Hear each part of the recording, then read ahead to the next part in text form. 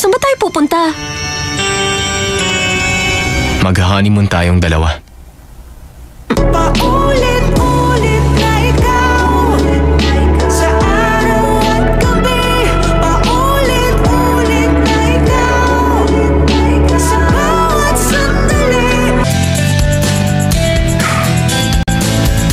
Pupunta tayo sa Heavenmore.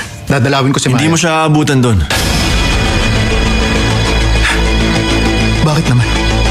Yung paparazzi, pinadala niya to sa akin.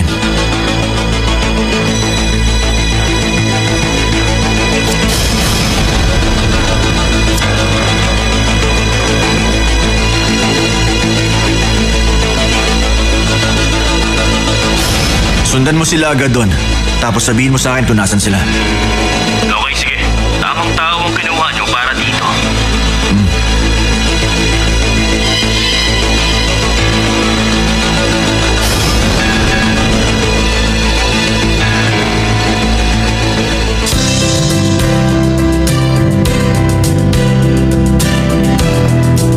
Na hindi ko nga alam kung saan yung honeymoon naming dalawa. Ha?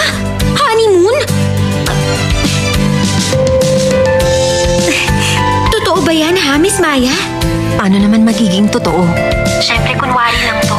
Sinama niya lang ako para magmukhang nag-honeymoon kami. Para matabunan yung news na meron kaming affair ni Ryan. Pero Miss Maya, yung totoo ha? May balak ka pa bang makipagbalikan kay Ryan? Paano ko naman gagawin yun, ha? Magkasama na si Ryan at si Pauline ngayon. At magkakaanak na rin sila.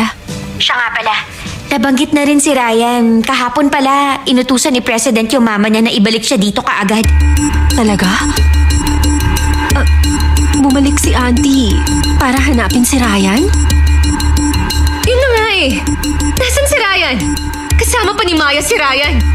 Kaya sabihin mo sa Maya na yan, ibalik niya na si Ryan sa akin. Nakakainis na yung Kaden na yan. Palagi na lang siyang ganyan. Talagang inilalayo niya sa'yo si Miss Maya. Sa ngayon, mas interesado ako kay Ryan tsaka doon sa may-ari ng coffee shop.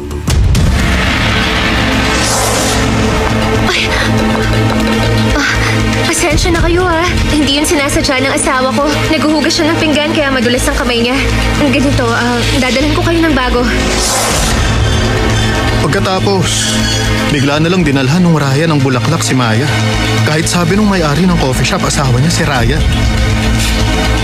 Pinaimbestigahan ko na sila sa'yo, di ba? Binibenta na nung babaeng may-ari yung coffee shop niya. Magkano naman? 6 million. Bilhin mo.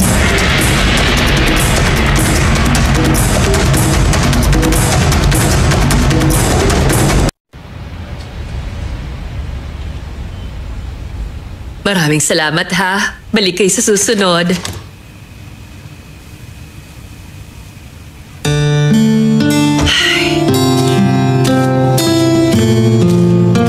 Pauline naman.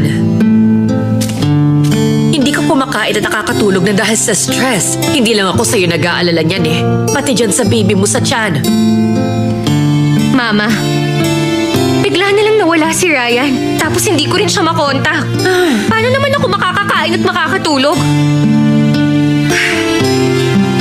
Hindi ko na alam. Pag hindi pa bumalik si Ryan, aalis na ako para hanapin siya. Hindi pwede. Hindi ka pwedeng umalis. Huwag mong kakalimutan na nagdadalang tao ka. Paano pag ikaw ang napahamak, ha? Dito ka na lang at tulungan ako. Pauline, alalahanin mo kasi, kailangan natin ng pambayad dito sa shop. Pag hindi tayo nakapagbayad ngayong buwan, sigurado ako, paaalisin na tayo dito. Naiintindihan mo ba? Ha? Ay!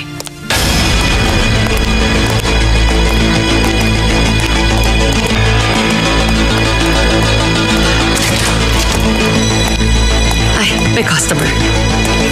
Magandang araw. Welcome sa inyo. Pasok lang po kayo. Ano pong gusto niyong orderin? Hindi kape o dessert ang gusto kong bilhin eh. Business card ko ito. Gusto ko munang magpakilala. Pero bakit naman? Ano po bang kailangan niyo, ha? Kasi po, ma'am, nabili ko na po sa may-ari itong coffee shop. Ha?